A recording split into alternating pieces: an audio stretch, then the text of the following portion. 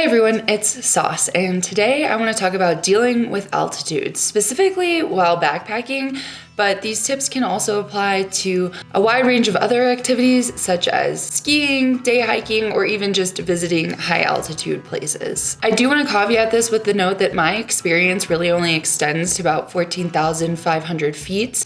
Shout out to Mount Whitney. And while I've spent quite a bit of time above 10,000 feet, this is not really a video for someone looking for advice about going higher than 14,000, like for example, shooting for the 7 summits.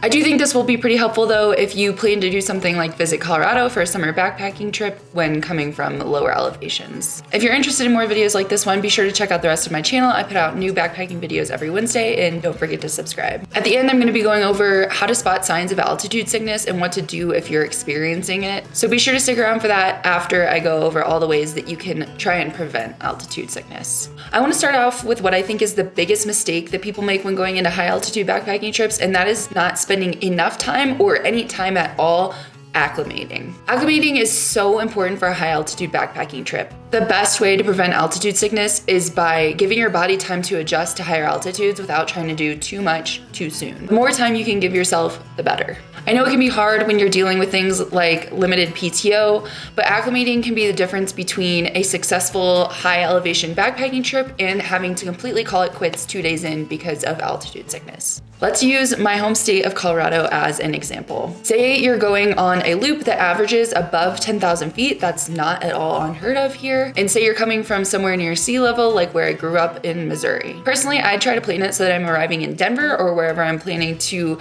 fly or drive into and have at least one day at sort of a mid altitude. So for Denver, that's 5,280 feet, and that's sort of halfway to where I'm going to be planning to spend the rest of my trip at maybe 10,000 feet. Then I'd want to spend at least 1 to 2 more days at a higher altitude, maybe close to where I'm starting my trip. So if I'm flying into Denver and I'm starting my trip somewhere at like 9,000 feet, staying there for another night or 2 would be awesome. You can spend even longer, that's again, even better. I have seen some mountaineers rent hypoxic tents to sleep in to train their body to operate with less oxygen, but personally, I've never tried that method. I think for most people, it's a lot more practical to just try and spend more time at higher altitudes before you begin your exertion. If you do live at lower elevations, there are still ways you can prepare your body for a backpacking trip at higher altitudes before you leave and get a chance to acclimate. Aerobic training and anything that will increase your VO2 max, so the amount of oxygen that your body can use, will help you prepare for high altitude and exertion. Think of activities like running, biking, swimming, high intensity cardio to prepare you for high elevation adventures and prevent altitude sickness. The next most important thing you can do to prepare your body for high altitude excursions and prevent altitude sickness is to drink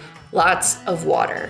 It's very easy to get dehydrated at higher altitudes. Our bodies are respirating more and working harder, which means we go through more water faster, even when you're not physically active. Hydration is key to successful trips at high altitudes. In that same vein, because it's so easy to become dehydrated at higher elevations, I would highly recommend avoiding alcohol on high altitude trips. Alcohol will hit you a lot faster and make you a lot more dehydrated than you're used to. I currently live at about 9,000 feet, and it really only takes me like 1 to 2 beers to feel buzzed. Whereas when I lived lower, it might take me 3 to 4. In my opinion, it's honestly not even worth 1 to 2 beers while you're trying to get your body to acclimate. I would say avoid alcohol in the beginning and maybe celebrate with a beer or 2 after you've returned successfully from your trip. Another great way to prevent altitude sickness is to start slow. Just like it's better to acclimate slowly, it's best to increase your mileage gradually as you get higher and higher. Basically, try not to plan like a monster first day for yourself. Ease your body into the high altitude and exertion, and then maybe you can do monster days later on. And then once you're out on your adventure, in addition to starting slow, you'll want to sleep low. So think start slow, sleep low. Sleeping at relatively lower elevations on your overall high altitude trip will help your body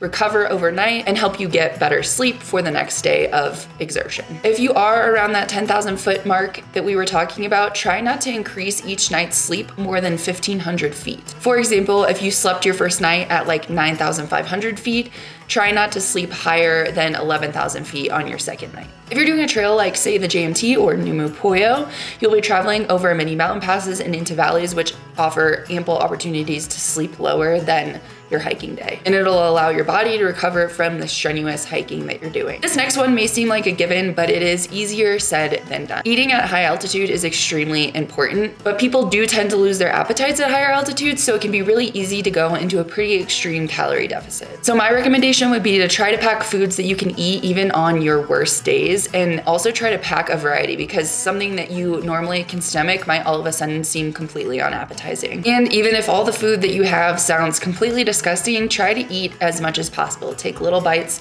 every couple steps if you have to. Your body will definitely be needing the fuel, even if it doesn't feel like you're hungry at all. While altitude certainly has a lot of physical effects on the body, something that I don't hear people talk about as much is the psychological effects that it can have on you while backpacking. I've noticed over the years that altitude can make me very moody and sometimes very dejected. And I've definitely talked with other backpackers who've experienced similar feelings as well, so I don't think it's just a me thing. I assume that the depleted oxygen and physical exertion eventually just end up taking a toll on your mind as well as your body, and it's a lot easier to deal with if you're kind of prepared for it. For me, if I can just acknowledge that being over 10,000 feet for the last week is maybe contributing to why I feel the way that I do, that right away lifts sort of a burden off of me, and it helps me deal with it a little bit better. Packing things like hot teas or little candies can also help a lot with this sort of moodiness that can come from high altitudes. It's amazing what sucking on a Jolly Rancher can do while you're slogging up a tough pass. Same goes for a nice hot cup of Earl Grey on the top of a pass on a beautiful summer day. If you have a history of dealing with altitude sickness, or you won't have enough time to acclimate, you can try talking to your primary care doctor about a prescription for acetazolamide. It was previously sold as Diamox. It's a medication that can help prevent or deal with altitude sickness. Obviously, your doctor will know best if that is the right choice for you, and this is in no way medical advice. Acetazolamide does come with side effects, so be sure to know the full scope of what to expect before you take it on a trip with you.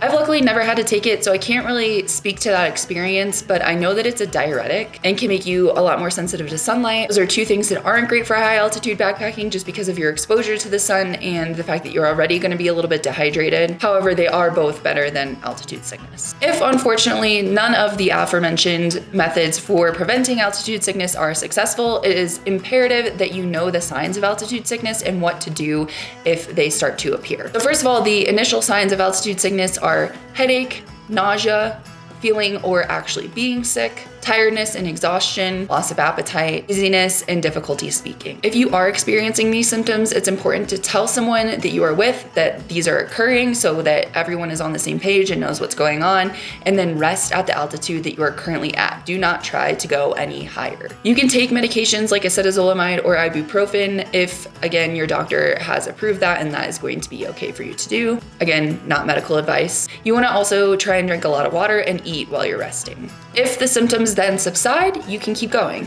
But if they don't, you need to get to a lower altitude. It's best to go at least 1,000 to 3,000 feet lower to relieve the onset of altitude sickness. If you start to experience worsening symptoms, so feeling very ill, nauseous, extreme headaches, if you start to experience confusion or problems with balance and coordination, you get any sort of hallucinations, either auditory or visual, if you have shortness of breath, especially at rest, if you start to develop a cough, especially a cough with frothy or bloody spit, you want to look out for blue or gray skin on your lips, tongue, or nails. On brown or black skin, this may be easier to see on the palm of the hands or the soles of the feet. You or the person who is dealing with these symptoms is very sleepy or difficult to wake. These are all signs that you need to get to a lower altitude immediately and seek medical help. HACE, which is an acronym for high altitude cerebral edema, and it means swelling of the brain, as well as HAPE, high altitude pulmonary edema, which means fluid in the lungs, are both rare but deadly forms of altitude sickness, and they require immediate medical attention. So again, be very diligent about those symptoms and be sure to respond immediately if they start to worsen or are already at a point where the person obviously needs to get lower in elevation. While altitude sickness can obviously be very serious, there are lots of ways to deal with it or prevent it altogether, like we discussed in this video. So you can still enjoy high alpine adventures in the backcountry. A lot of my personal favorite places in the backcountry are high altitude destinations. So I hope this video helps you get out and explore some beautiful high alpine backcountry. If you have any questions or extra tips, please leave them in the comments, and thanks so much for watching. Bye.